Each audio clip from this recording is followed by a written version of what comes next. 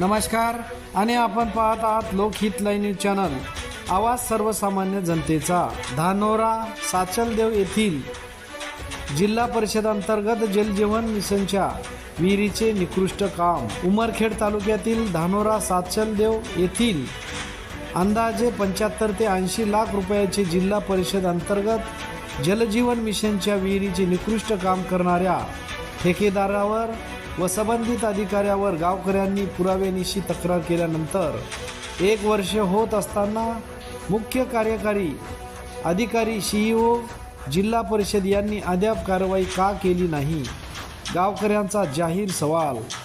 उमरखेड तालुक्यातील धानोरा साचलदेव येथे जिल्हा परिषद मार्फत जलजीवन मिशन अंतर्गत 75 ते 80 लाख रुपयाची भव्य विहीर खोदण्याचे काम करण्यात आले, परंतु सदर काम निकृष्ट झाल्याची तक्रार गावातील काही ग्रामस्थांनी दिनांक 28/7/2023 रोजी केली।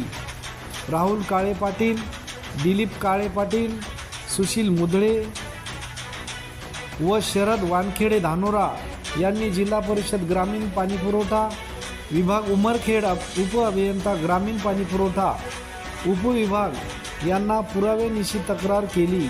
सदर विहीर खोदताना विहिरीत कडे टाकण्याआधी बेड टाकण्यात आला नव्हता, तसेच गाळ मिश्रित रेती वापरण्यात आली, हलक्या दर्जाचे सिमेंट वापरण्यात आले, कमी एमएमचे गज वापरण्यात आल्यामुळे व क्युरिंग बरोबर झाली नसल्या संबंधित विभागाकडून सदर कामाची पाहणी व सुपरविजन बरोबर करण्यात आले नाही। प्रत्यक्षात निकृष्ट बांधकामाची पाहणी केल्यानंतर ग्रामीण पाणीपुरवठा उमरखेड उपविभागाचे उपअभियंता श्री सोनी यांनी विहिरीचे बांधकाम निकृष्ट झाल्याचे कबूल केले व पुन्हा विहिरीचे काम करून देण्याचे मान्य केले।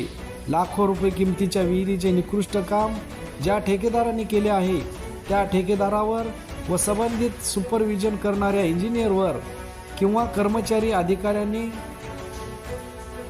दुर्लक्ष केले आहे, त्यांच्यावर अद्याप कार्यवाही झाली नाही। जिल्हा परिषदचे मुख्य कार्यकारी अधिकारी सीईओ तथा जिल्हा ग्रामीण पाणीपुरवठा विभागाने संबंधित ठेकेदार व अधिकाऱ्यावर जवळपास 1 वर्ष होत असताना अद्याप कारवाई का केली नाही? शासनाचे लाखो रुपयाचे नुकसान झाल्यानंतरही जिल्हा परिषद प्रशासन सदर ठेकेदारावर इंजिनियरवर कारवाई का करीत नाही? निकृष्ट कामाच्या गैरप्रकरणात श्री सोनी कायदेशीर जबाबदार नाहीत का? हा प्रश्न गावकऱ्यांमध्ये उपस्थित झाला आहे।